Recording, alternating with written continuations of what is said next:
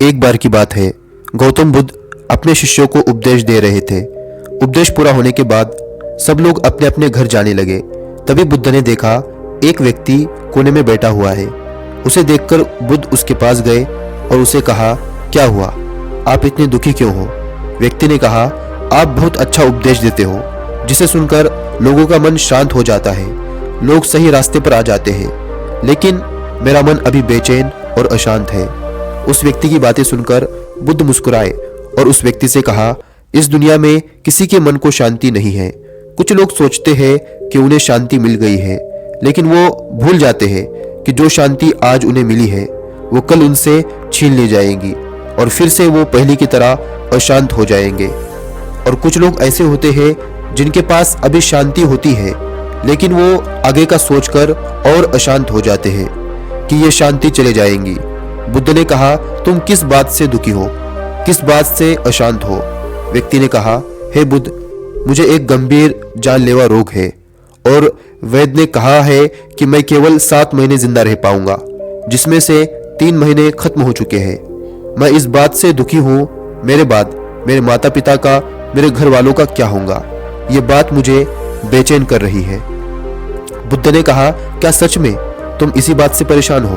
व्यक्ति ने कहा, नहीं, सच तो ये है, मैं अभी मरना नहीं चाहता, मेरे अंदर मौत का डर बैठ गया है। बुद्ध ने कहा, मरना तो एक दिन सबको है और ये बात सभी जानते हैं।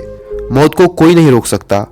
कई सारे लोगों को तो ये भी नहीं पता कि उनकी मौत कब होने वाली है, और तुम कितने खुश नसीब हो जो तुम्हें अपनी मौत के बारे में पहले ही पता चल गया, लेकिन ठीक से तुम भी नहीं बता सकते कि तुम्हारी मौत कब होने वाली है।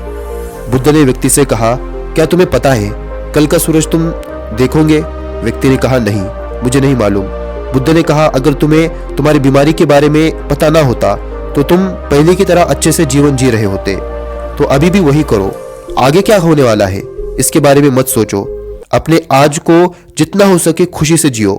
जो मिल रहा है उसमें खुश रहो, जीवन का आनंद लो। बुद्ध की बातें सुनकर व्यक्ति ने कहा, मैं तो अभी केवल 35 वर्ष का हूँ, अभी तो मैंने जिंदगी देखी भी नहीं है, मुझे अभी मौत कैसे आ सकती है? बुद्ध ने कहा, क्या तुम ये बता सकते हो कि तुमने ये 35 वर्ष कैसे निकाले हैं? यह समय कैसे बीत गया तुम नहीं बता सकते। कुछ खास पल ही तुम्हें याद होंगे। 35 वर्ष में से हर दिन के बारे में तुम नहीं बता सकते, क्योंकि तुमने अपनी जिंदगी को सही तरीके से खुश रहकर कभी नहीं जिया। अगर तुमने अपनी जिंदगी को खुश रहकर जिया होता, होश पूर्वक जिया होता, तो ये 35 वर्ष तुम्हारे लिए 35,000 वर्ष के बराबर होते। लेकिन तुमने अपने समय की कदर नहीं की, और जब से तुम्हें मौत के बारे में पता चला है तुम दुखी हो, बेचैन हो। इंसान के लिए जिंदगी और मौत ये दोनों उपहार है। व्यक्ति को यह बात बड़ी अजीब लगी। उसने कहा, जिंदगी ये उपहार है, ये तो समझ में आता है, लेकिन मौत उपहार कैसे हो सकती है? जब व्यक्ति और बुद्ध बातें कर रहे थे तभी उस व्यक्ति के पिता वहां पर आए और उन्होंने बातें सुनी। बुद्ध ने कहा, वास्तव में मौत उपहार है। तुमने अपनी जिंदगी के 35 वर्ष जिए, लेकिन कभी भी अपनी जिंदगी के बारे में नहीं सोचा। लेकिन जैसे ही तुम्हें अपनी मौत के बारे में पता चला तो तुम अपनी जिंदगी के बारे में सोचने लगे। मौत का यही काम होता है, इंसान को जिंदगी की अहमियत समझाती है। अगर मौत ना होती तो इंसान को जिंदगी की अहमियत पता नहीं चलती और कभी भी वो अपनी जिंदगी से खुश नहीं होता, वो अपनी जिंदगी को खुशी से नहीं जीता। बुद्ध ने कहा, क्या तुम्हें जन्म से पहले का कोई ज्ञान है?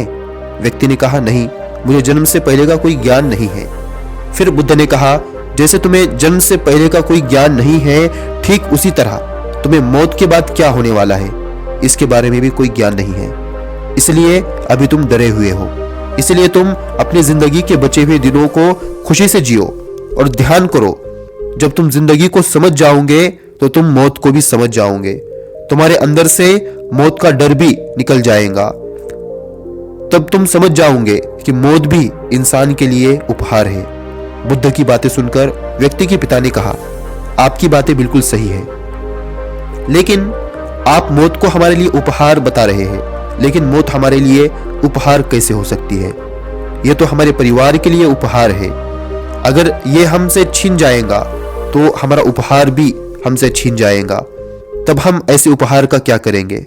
बुद्ध ने पिता से पूछा, क्या तुम्हें किसी ने कभी उपहार दिया है? पिता ने कहा, हाँ, मेरी बेटी ने मुझे उपहार दिया था। बुद्ध ने पूछा, अब वो उपहार कहाँ है? पिता ने कहा, वो पानी के साथ बहकर चला गया। बुद्ध ने कहा, क्या इससे तुम्हारी बेटी के प्रति प्यार कम हो गया? पिता ने कहा, नहीं, वो क्षण मुझे आज भी याद है जब मुझे मेरी बेटी ने उपहार दिया था।